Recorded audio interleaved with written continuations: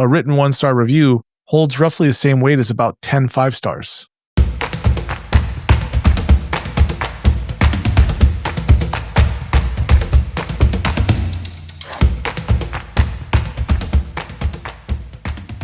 Well, hello, and welcome to another edition of the e-commerce evolution podcast. I'm your host, Brett Curry, CEO of OMG Commerce. And today I have an amazing guest, and we are talking about a hot topic, a very useful, important topic. Two topics, actually. We're talking about negative reviews on Amazon. If you're a seller on Amazon or you're building a brand, you're trying to grow on Amazon, you got to be thinking about negative reviews. What do we do? Do we do anything? When do we take action? Things like that. So we're going to dig into that.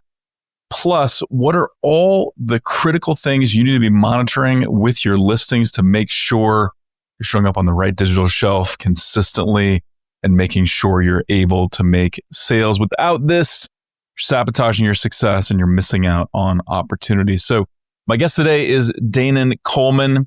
He is the CEO and founder of eCom Triage. He's also the host of the eCom Growth Show. I was just on that podcast. It's a great one. And so with that, Danan, welcome to the show, man. And how's it going?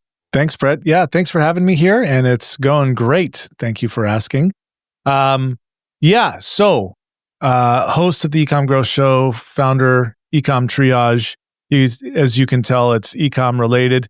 So, yeah, man. And yes, of course, I'm on your show now. So I would say, yeah, our episode was definitely the best episode I did. So, best episode in the history, yeah, of e-commerce evolution, right here, and you are here to listen to it. So, it's amazing, man. And we were just talking. We met in Austin, Texas, over tacos, unintentionally. I was speaking at Amazing Selling Machines or shoot, what's it called?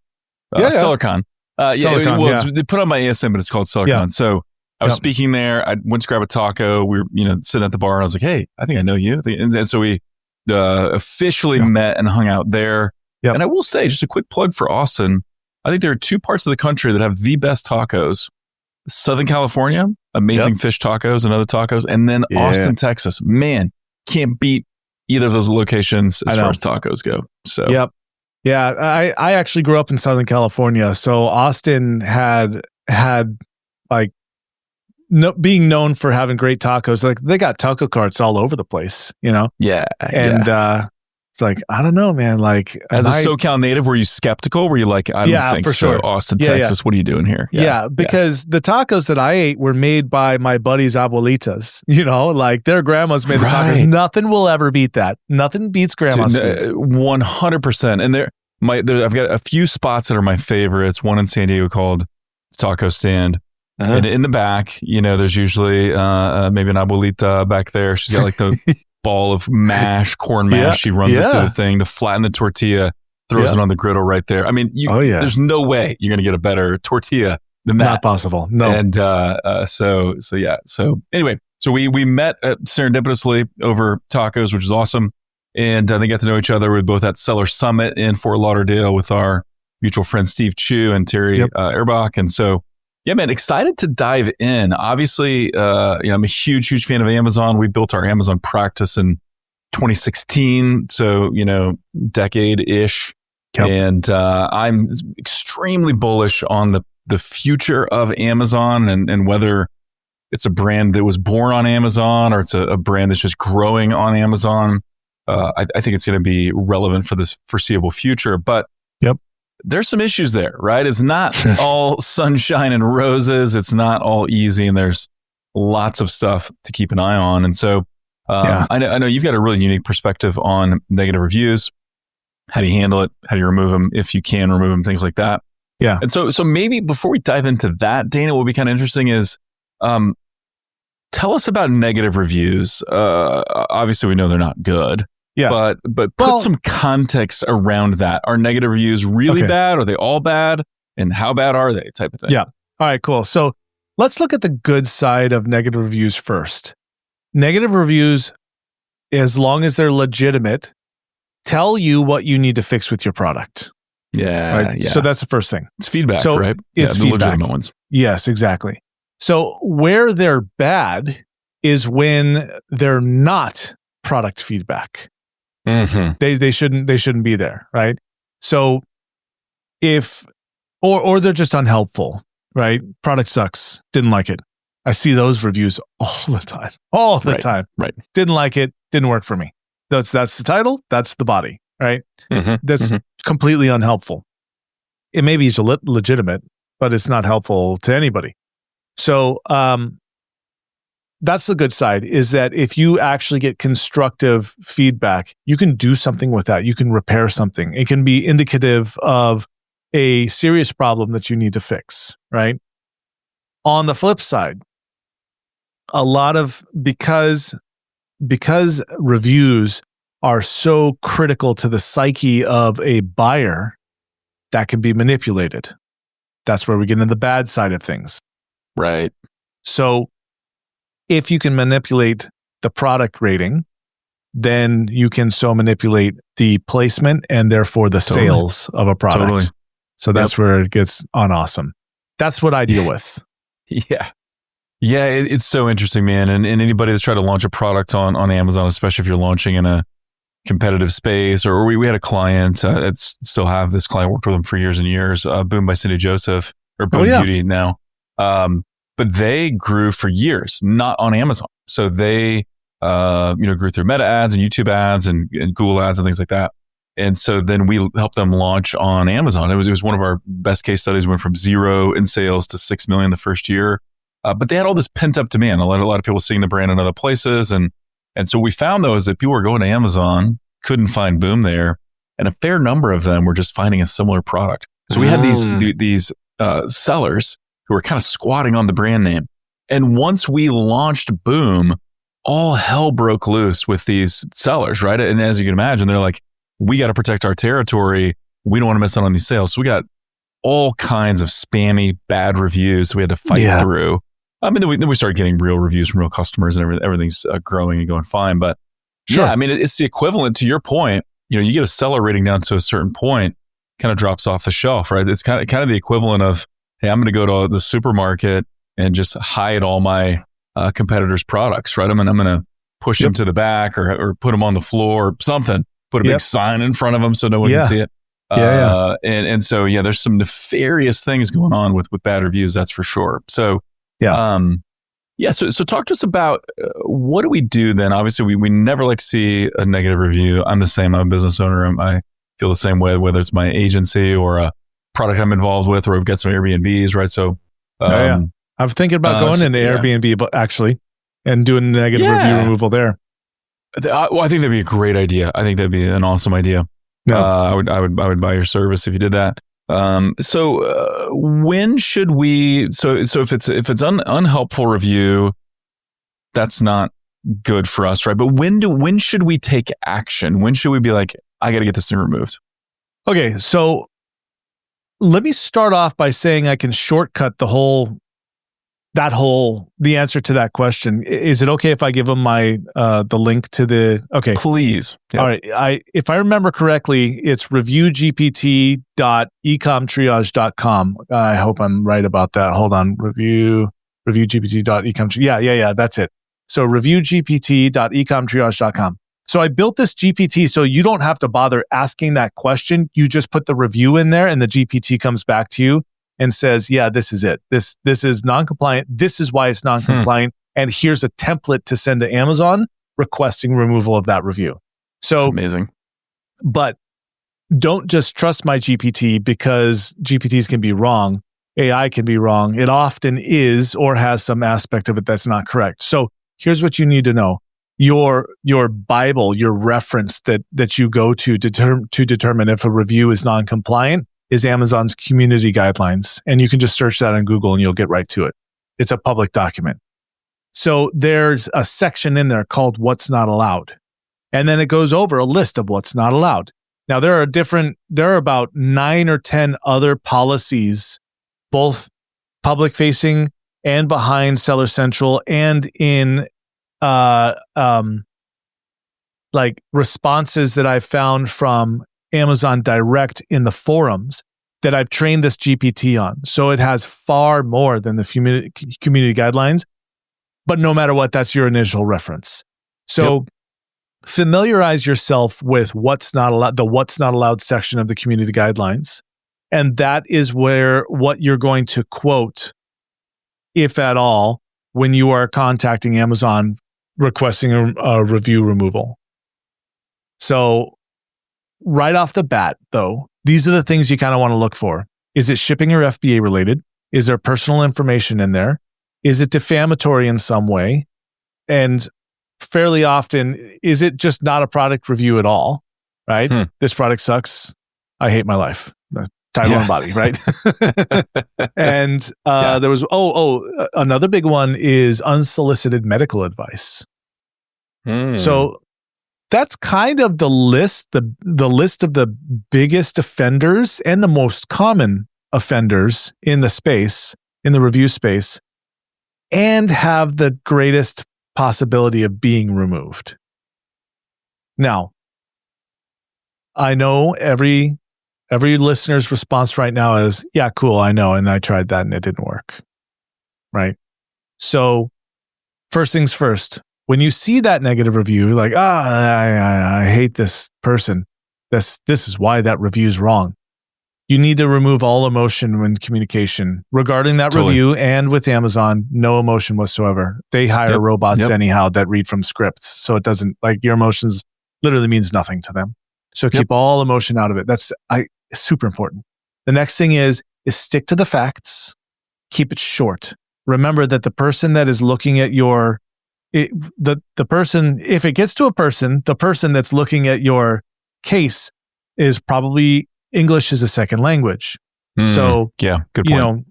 You don't want to go, this is ubiquitously, unacceptably, and it's paramount, and therefore, henceforth, et alia, blah, blah, blah, blah. You don't want to use terms like that. Keep it super simple English. Right. And then keep it short. No stories. Because we might be tempted. We're thinking like, hey, if I can just convince someone at Amazon that I'm so great. So like, let me tell you the origin story of my product. Like this was my grandmother's recipe, or this was that. Like you're laying out this whole emotional story, like you're testifying before jury and court. That's not it, right? It's either going to be someone overseas or it's going to be a robot anyway. Keep it short, just the facts. That's it. Yeah. And then you have to tell them what to do.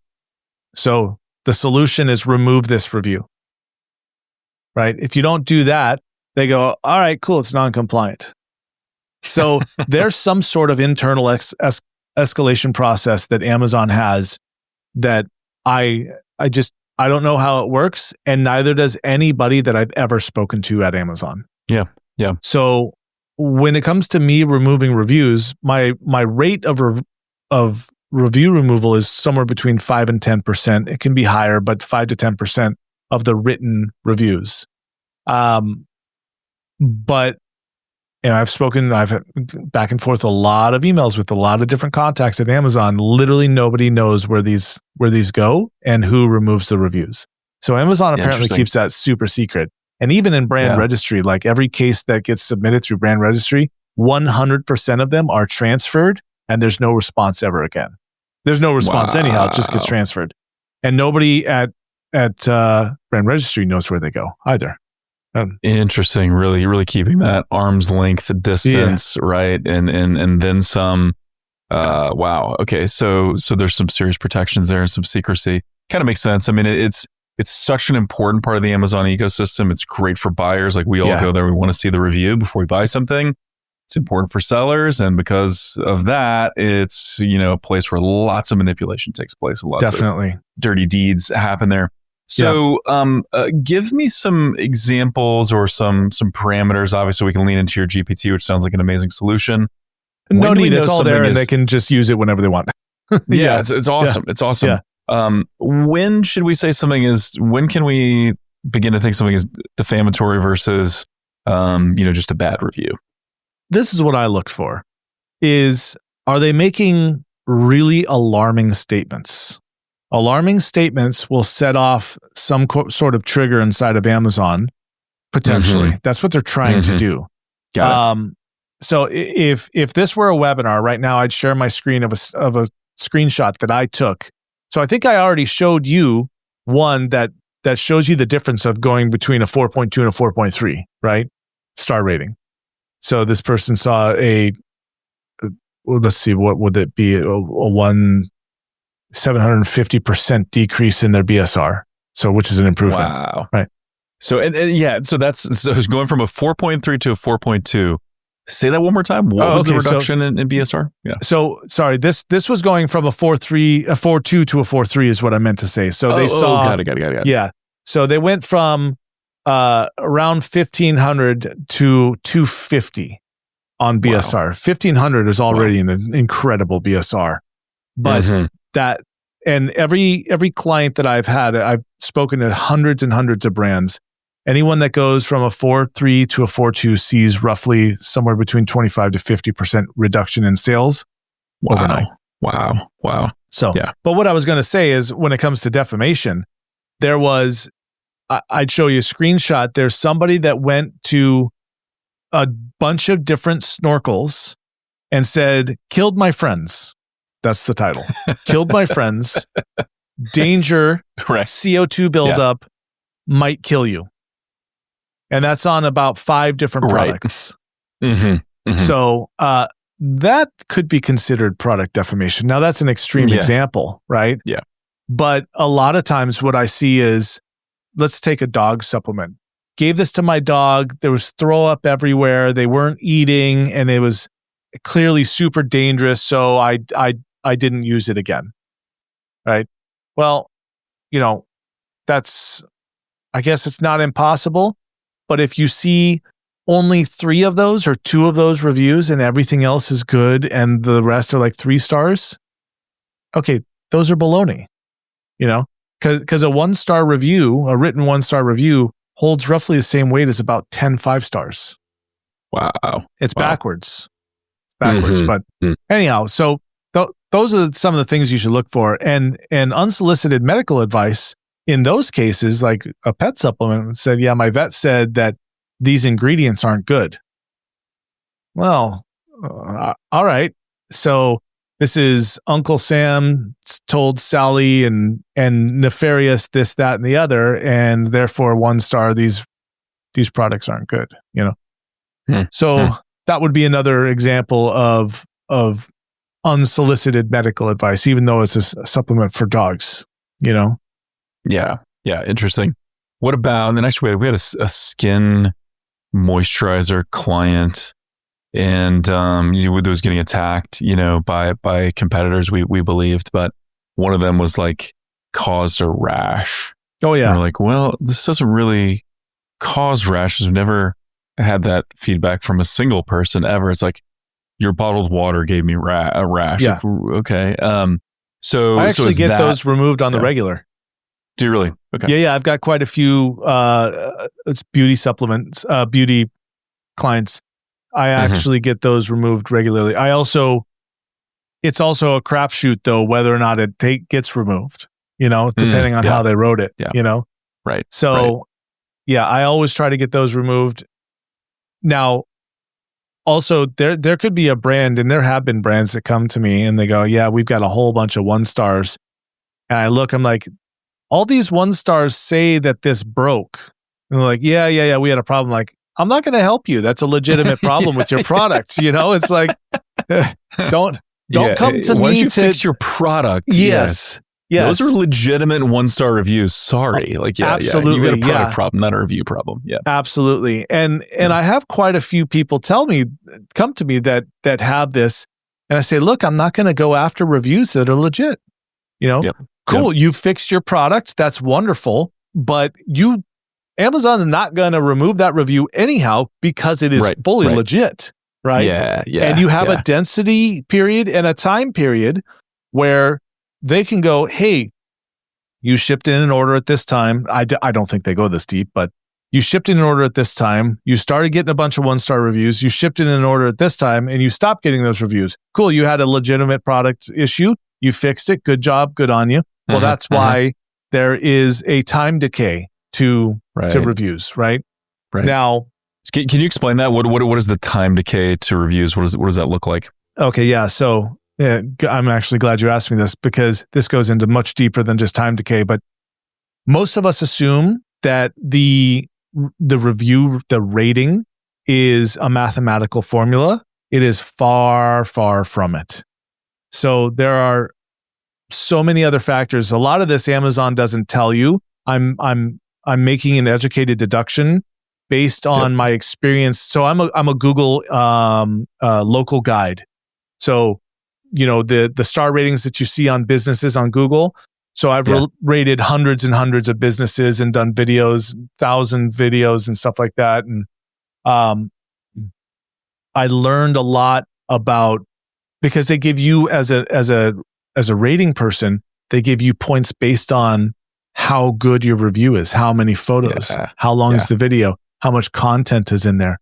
And so basically what I learned from that is that if I have at least 500 characters and X number of pictures or video, then I get the maximized number of points. And those points lead to a level. So I'm a level 8 out of 10 with Google. Level 9 and 10, that is a ton of points, a ton. But my point in that is that I can safely make the assumption that Amazon's doing roughly the same thing as Google. Yeah. So what that means is that there's, a 1-star today doesn't hold the same value as a 1-star 7 years ago. Yep. Right? Yep. Totally makes sense. However, the 1-star from 7 years ago still holds so much more weight than it should that if it can be removed, legitimately it should be. Also, you have, how many reviews has the reviewer done? And how good are the reviews that the reviewer did? Do they do photos? Do they do videos? So there's a scoring system that Amazon has on how much weight does this 1-star have, right?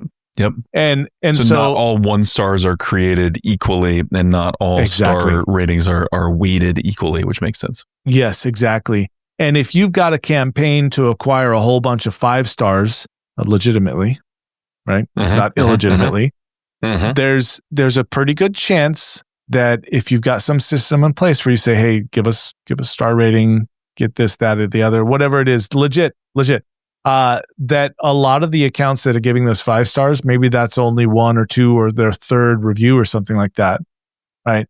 These accounts that illegitimately give you negative reviews, they know what they're doing for the most part. Most of them do. They're a company. This is a company that some brand is hired to do this. And so what they'll do, and this is another thing you can look for, is when you see a suspicious review, go look at the reviewer itself. Amazon will show you the last 20 reviews that they did, right? So let's say you sell sunglasses, right? These are my favorite brand because they're like $30 and I have children. So knock around sunglasses, right? Nice. Yep. So let's say I own knock around and I get a 1-star, and the 1-star says, yeah, these are super sharp and dangerous, and it cut my head open.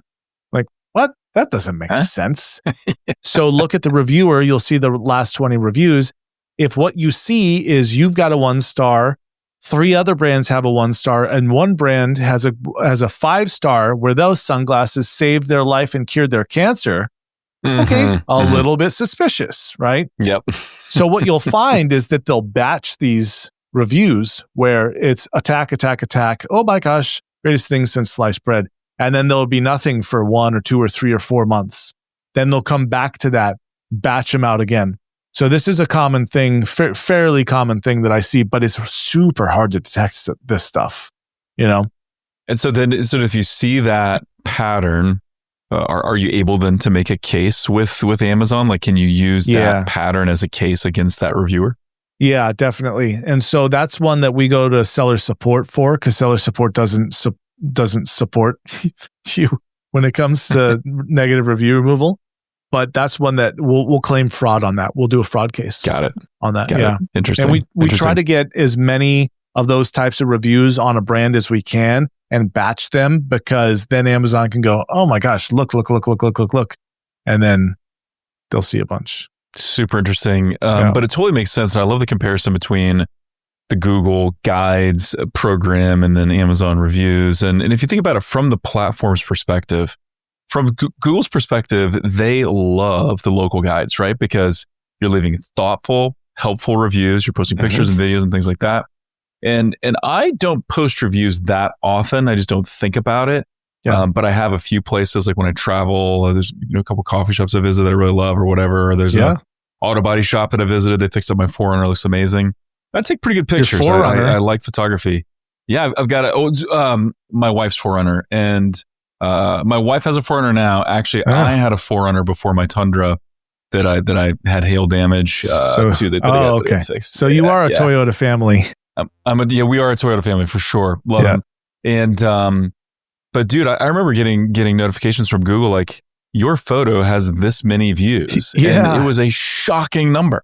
One was for this coffee shop in California near Cardiff, and then one was this auto body thing. And I'm like, I can't believe how many views these things are getting, right? And so I know, but that's what keeps people coming back to Google to look for reviews. It's what people love about Amazon. There's tons of reviews there they can use to evaluate a product, and so it's extremely important to the platforms. But yeah, like we've talked about, it's a place where you can game the system. So yeah. But they also want to keep the integrity of the system as well. So they're motivated to do that. Yeah, exactly. And that's why I think they made it so tough, is because review manipulation is a real problem. Like if you look at, I think it's Trustpilot. They say that something like 60% of the reviews on Amazon are no bueno. No way. So it's a crazy 60%. High percent. It's either 40 or 60. I forget. That's wild. But yeah.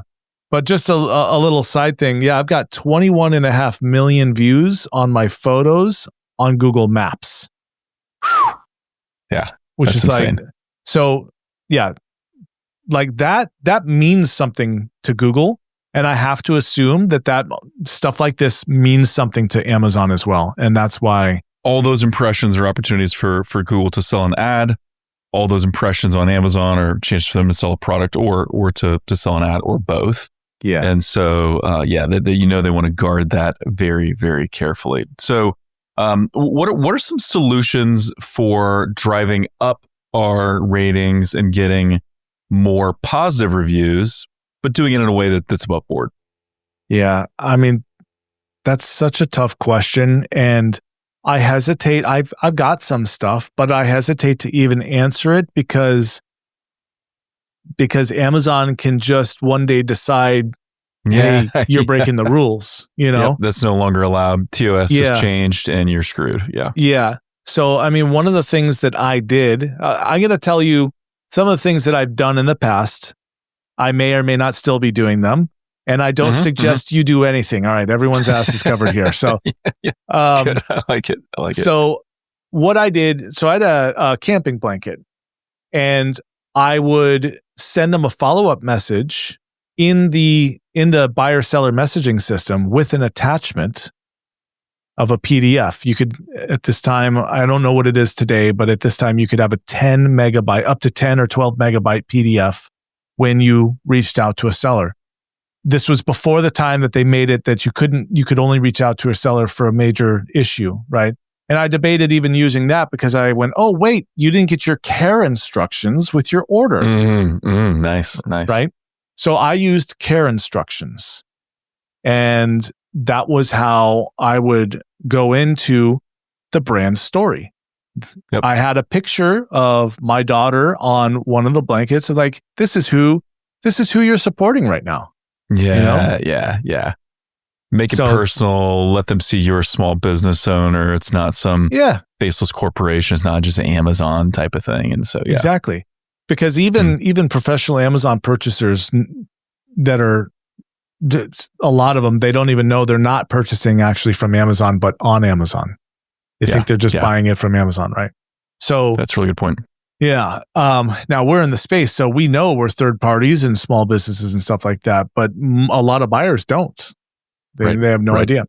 So that was one thing that I did. If you're FBM, then sending them a written thank you postcard, has a crazy conversion rate on reviews. Right. Right? You can't do that unless you've got the customer name and address, right? Right. Then you've got inserts, right? So getting a warranty on a product and putting them there. Basically, what I'm saying here is that no matter what you do, there's got to be a flow. Yep. There's got to be a flow, a multi-step flow. And it has to be done in such a way that Amazon's not going to have any feelings hurt over there in Seattle, right? But unfortunately, everyone's feelings are hurt for any reason, and therefore you're on the hook. So there's a degree of risk in no matter what you do, but there's a degree in risk in selling on Amazon because, as I love to say, Amazon is a schizophrenic dictatorship. There's some merit to that, man. It's one of the best tools ever to make money. Absolutely. One of the best shopping experiences. Yep. But schizophrenic dictatorship, there's some truth to that. All of those angles do have truth to them for sure. So, okay, fantastic. Love that. We got to mitigate negative reviews.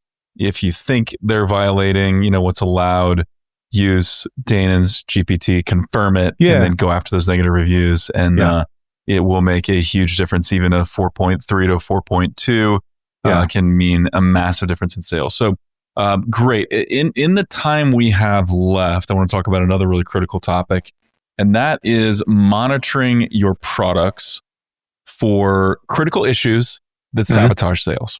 So this is one of the banes of people's existence that's on Amazon, is it feels like whack-a-mole trying to knock down all the potential issues and challenges that keep my product from being visible or keep my product from being sold the way I'd like for it to be sold on Amazon. And so can you kind of walk us through what are some of the things we should be monitoring? And I know you've got an awesome tool that will do this for us, but what do we need to be monitoring and keeping an eye on that if we don't, it's going to sabotage our sales? Yeah. So, and my tool is geared towards bigger brands or agencies that have tons and tons of SKUs. If you're a smaller brand and you've got 5, 10 ASINs, then you can do this manually. You kind of probably already are, but some of the most critical things are orphaned ASINs. So if you've got a parent-child setup and one of those child ASINs, say your pink sunglasses get split off, one, it takes with it any reviews that it's had in its history. And so it strips those reviews out of the parent relationship because all child ASINs share each other's reviews, right? Or they should. That the next issue that we go over is split reviews. So if your child ASIN gets split away, let's say it's got no reviews. Okay, cool. You didn't lose any reviews on your parent ASIN, but guess what? Now you've got an individual ASIN that's got no advertise going into it because it's not in the ads campaign and it's got no reviews. So literally nobody's going to buy it. And you wonder one day like, hey, what happened to our pinks? They were selling like 3 a day and now they're not selling at all. So, okay, take a look and like, wait a minute, where are the pinks, right? And so that's number one is an orphaned ASIN issue. Next is split reviews. Well, so let's talk about that orphaned ASIN issue. How does that happen? How do the pink sunglasses, how do they wander off or how do they get orphaned? We don't know. I literally have no idea. Yeah. I mean, it seems to happen with bigger brands than smaller brands.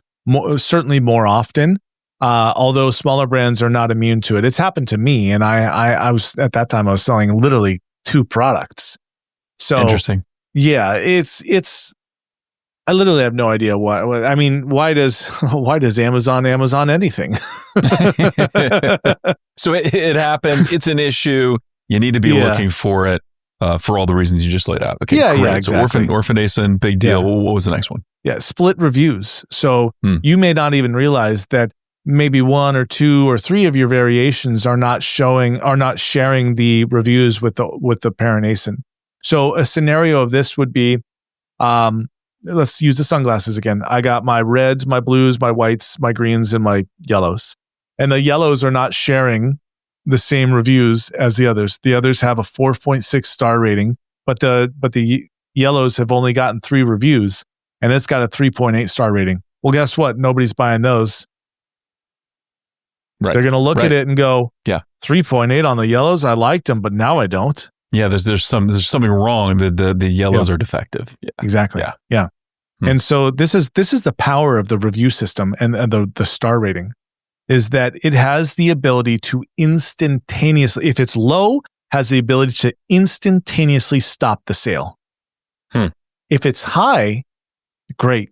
Now you're being compared against the others. But if it's low, it's an instant no. Unless you're a fat burner, you can run at 3.5 and still make $1 million a week. Congratulations. Yeah. But because that's high, relatively speaking. Yeah, exactly. Fat burning category. So makes sense. Makes sense. So there's awesome. orphans, ASINs, split reviews, but then there's a whole host of other issues like title issues, bullet point issues, text, emojis, categories, browse nodes, image changes, just like so many different things that could go wrong that you would never, ever, ever know, and may not even cause you any known problems. But as these things start to stack up, it's a death by 1,000 cuts scenario. You've got, say, let's take the sunglasses, all your colors, everything is hunky-dory, but your pink sunglasses, for some reason, they're in kitchen or home and garden, And so you didn't put them there, but somehow they got there. Amazon reclassified them for some reason. The AI messed up the image assessment, and they went, okay, this is a pair of gloves, and so it gets recategorized. This happens also fairly often as well. And so now you've got a child ASIN that's in the wrong category, and maybe you're not allowed to run ads on that category, or who knows? There's just so many different things. And so really all it is a security system for major and minor issues that collectively cost you money. Yeah. It's so interesting. And we're talking offline about this. I gave the comparison of think about a store shelf, a physical store shelf, supermarket or department store or whatever. Love this analogy. If you want your product to sell, there's a few things that are really important, right? You want to be in the right section of the store, on the right shelf. You want to have your product pulled right to the face where the angle is good. I used to work at a grocery store when I was in high school, and so we'd always face the shelves, right? You want to turn the labels the right way and get it to the edge of the shelf. These look pretty. You want to make sure there's not like something blocking the view of a particular product. You want and like you said, you want to make sure it's in the right place. Yeah. Because what if you had a great product, but in a couple of stores, the stock boy was confused and he put your product on the wrong end of the store, right? And now you're not next to your competitors, people that are looking for your category, your product, they don't see you. Now you're screwed, right? And so I think you've got to think about all these angles of you're a merchandiser in this case, you're a marketer, you're a brand owner. How do I keep my products on the right shelf visible, and how do I make sure that they can fly off the shelf like I want them to? Yep. Yeah. So, yeah. That was the best analogy I've ever heard. And so to put this in the context of Amazon, an orphaned ASIN would be you sell sunglasses in the beach section, but your pink pair of sunglasses are over with the fruit and vegetables. Yeah. Right. Yeah. So nobody Same going color as the fruit, so it's over there. Yeah, exactly. Your pink sunglasses are with the pink grapefruits, right? Or yellow sunglasses with the pink grapefruits, or whatever. Yep. And so that's in the wrong spot. So therefore, people, when they've come to see your sunglasses, won't see them because they're not there. Right? They're on Amazon. Right. They're in the store. They're just elsewhere. Yeah. It's like, no, it's fine. It's here. There's inventory. It's on Amazon. Yeah, but it's in the wrong spot. No one's gonna buy it there. Yeah. And the same thing goes for browse nodes. So let's say you're just in the wrong browse node. Now that one is a lot less likely for people to be unable to find it. But if someone's specifically searching in sports and outdoors, and your product is in, I don't know, pool pumps, whatever that category would be. Well, that's actually probably also sports and outdoors. But let's say grocery. Well, you might have a problem with people finding you because they're not searching that category. So anyhow, there's all kinds of weird little issues that can happen, like your buy box suppressed. the product page is still there, but your buy box is suppressed. Why? Why? Amazon doesn't tell you unless you're looking for other indicators, other data points to go, okay, so I've got a buy box on not authorized issue here. Oh, look, this browse node's different. Oh, it's a gated category. That's why. Yeah. So yeah, it's super interesting. It's one of those things where this is definitely not a, hey, I've got a really great product. I made sure that it got to the Amazon warehouses. Now all I got to do is run my ads and hope for the best, right? Like, hey, my product got to Walmart. It's all taken care of now. Yeah, and don't worry, Amazon, a whole bunch of stuff. Yeah, definitely. But don't worry, Amazon's still happy to charge you for those ads. yeah, exactly. And charge you storage fees. Yeah, it's in the wrong place, but we're going to charge you storage fees and all that. Absolutely, so, yeah. That's amazing, man. So I know there's a lot more we need to be looking at as well. Any other highlights there? And then talk about the tool you've built, because no one enjoys the manual process here. If you got a few SKUs or a few ASINs, it's probably fine. But any other noteworthy things, and then talk about the tool you've built. Dimensional weight can be a good one. I think it's gotten better over the last few years, but I've heard, so Amazon's got the system, they put the product there, it laser measures everything, you get your dimensional weight. And if anyone doesn't know what that is, that's basically the size of the box plus the length, height, width, plus the weight of the product gives you your dimensional weight.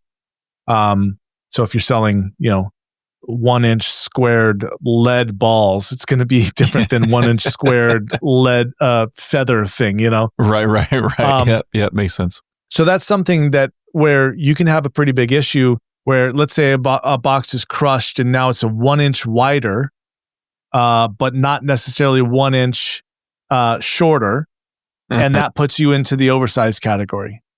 Well, now you're paying, let's say, 30 cents more for every unit that gets fulfilled, and you're selling 100 a day. Okay, that adds up after a little while, and you'll never know. You'll never know because Amazon just doesn't say, by the way, we're charging you more now because we noticed that your boxes we changed your dimensional size. Weight. Yeah, so there you go. Yeah, they just start charging you. Yeah. Exactly. Amazon, the shoot first and ask questions later. Amazon doesn't ask questions. Yeah. We'll just keep shooting. Okay. Yeah. Right.